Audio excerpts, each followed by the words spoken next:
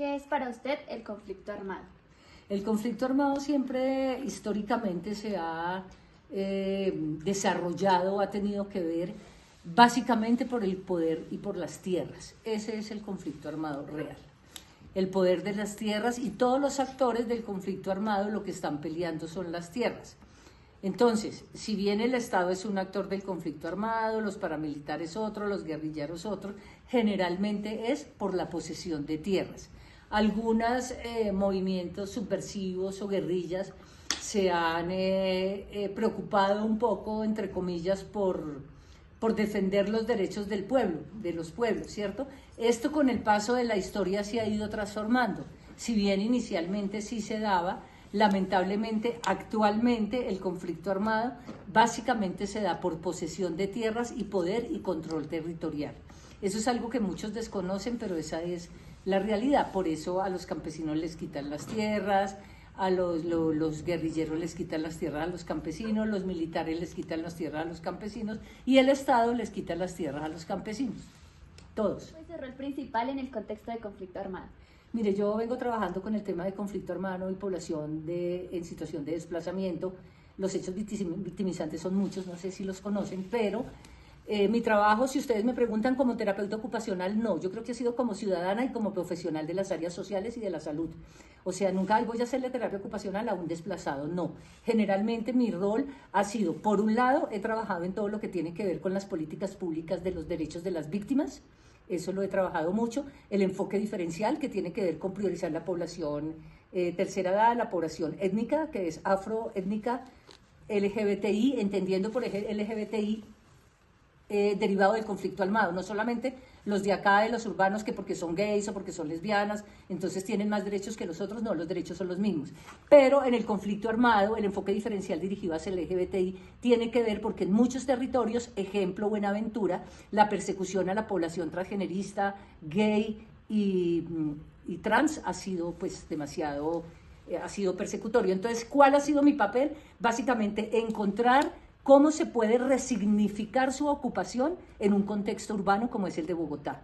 ¿Sí? Las personas normalmente tienen como trayectoria o como antecedentes de funcionalidad ocupacional, si lo hablamos en términos de productividad, la actividad agropecuaria, la actividad agricultura, la actividad de cuidado de animales, la chagra, etc. Al verse desplazados y tener que vivir en un espacio urbano como es este, el nuestro, Bogotá, que es una selva de cemento, una ciudad de indiferencia, una ciudad que discrimina, una ciudad que no ofrece nada a estas personas, es cómo ellos pueden empezar a resignificar sus ocupaciones y poderlas hacer aquí. Porque hay dos cosas, es decir, en el conflicto armado las personas víctimas del conflicto tienen dos elecciones, pueden elegir dos cosas. Una, quedarse en Bogotá, donde se desplazaron, o otra, regresar a su territorio del que fueron desplazados.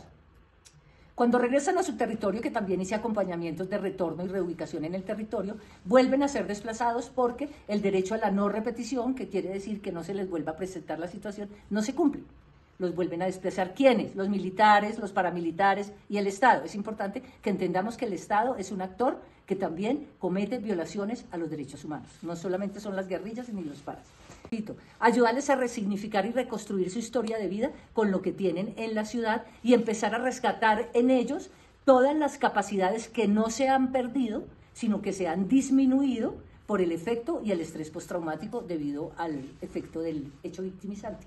Básicamente, entonces he trabajado con niños, con jóvenes, con mujeres, con reinsertados, y todo lo que he hecho es trabajar en pro de una convivencia posible y de una reestructuración de su vida, ya sea aquí o en el territorio del cual fueron desplazados. Y trabajo, obviamente, con un equipo interdisciplinario, psicólogos, antropólogos, comunicadores, filósofos, artistas.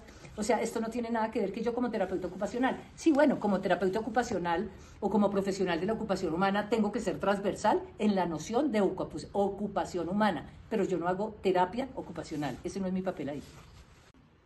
¿Qué desafíos específicos se enfrenta en el campo al trabajar en zonas de conflicto?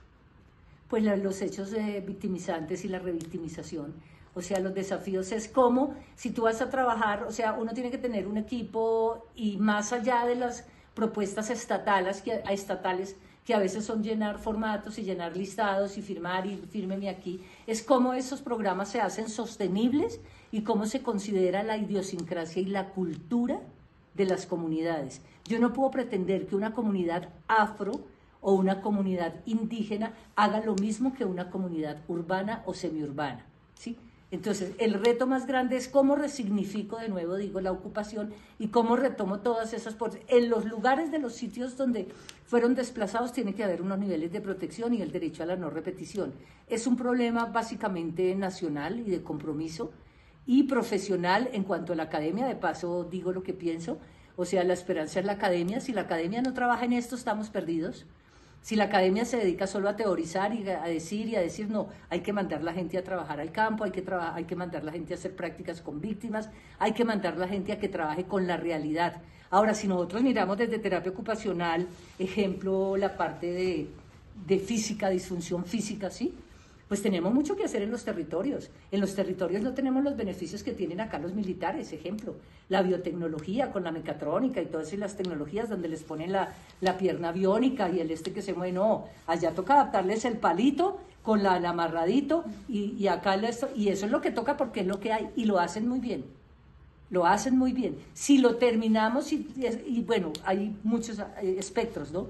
Lo social, lo rehabilitatorio, pero si nosotros lo miramos en discapacidad, yo les cuento que las mejores experiencias que tuve de conocer víctimas del conflicto armado, residentes en Bogotá, solas, sin ayuda, donde nadie les ponía mucho caso, ahora les ponen mediano caso, ¿sí? Son las personas con discapacidad, son unos guerreros, son unos berracos, como les estoy diciendo. Ellos se arman sus cosas para trabajar sus productos, para elaborar sus cosas, para lo que les estoy hablando, si es en el campo, cómo hacen sus adaptaciones, si perdieron una mano, si perdieron un pie, si perdieron la pierna. O sea que la gente tiene recursos. Lo que pasa es que los recursos nacionales están destinados solo para yo diría los victimizantes, ejemplo, los militares. Esos son los que tienen los grandes servicios de rehabilitación. Vaya y mire el pobre campesino que iba caminando, lo cogió una mina antipersona y le voló las piernas a ver si va a tener los mismos beneficios. No los tiene.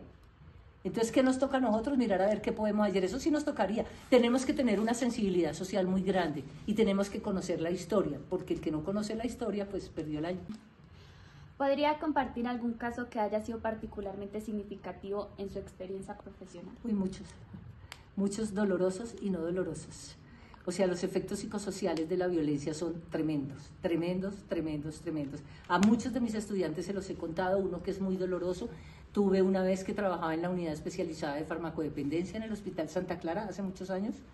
Me llegó un chico de 15 años con unas marquillas en la cara como si se hubiera cogido, como, es verdad que el cutting, pero no cutting, como si se hubiera cortado.